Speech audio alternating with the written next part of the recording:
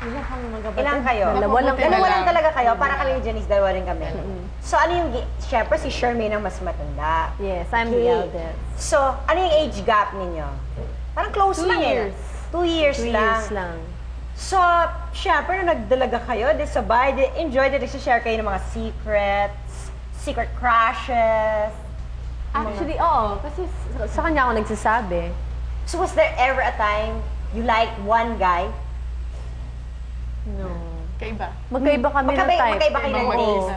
So, like, let's say, siya gusto niya, kunwari, yung mga tipong medyo madaldal. Ako gusto ko yung medyo mysterious. Ano ka madaldal? Gusto ko medyo supladong madaldal. Sige. Ano ba talaga? Oo, di ba? Ano ba talaga? Away tayo dito sa TV. Bago lang yung show namin. Huwag naman ngayon. Difference ka. Ano ba talaga? So, let's say magkaiba nga ang taste. So, was there ever a time that you fought because of love? Nag-away kayo dahil sa pag-ibig?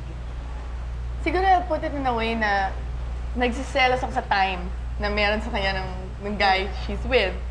Yung parang naiiyak ka sa inis, yung parang, ba't siya lagi kasama mo? Ay, ba't iwan mo ako?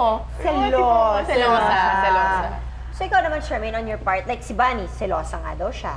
So, ikaw, what's your ano naman? Very selosa.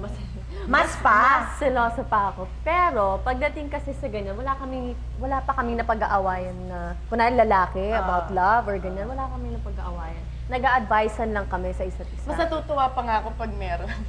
So let's say may guy, si Bunny, may boyfriend.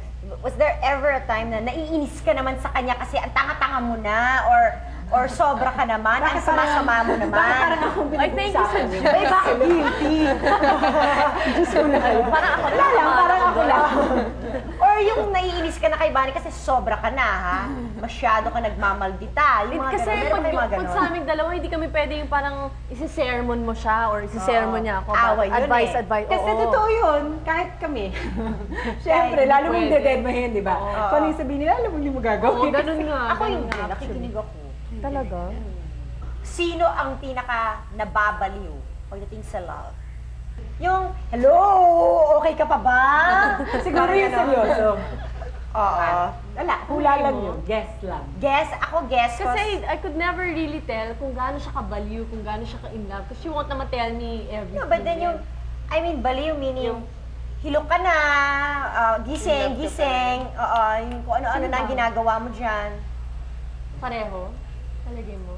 Siguro kasi we did have relationships yung maraming-marami. Like, ang bilang mo kung ilan lang. Tapos longer periods. Siguro, kahit pa paano, it's the growth of the relationship, yun yung hindi sobrang nabalit. Ito na naman, iba. Palit na naman, iba na naman. Walang ganun. Actually, hindi kayo very same. Paano mo nalaman pag in love na pala yung kapatid niya? Yung na-in love siya, parang, oh, ikaw. Lagi ako masaya. Oo, tsaka sasabihin niya sa'yo, may boyfriend ako. Ay, hindi ako naman tawa. May crush ako. May ganun yung Kilig ako, sasabihin palagi talaga ako namin. kilig. Kilig.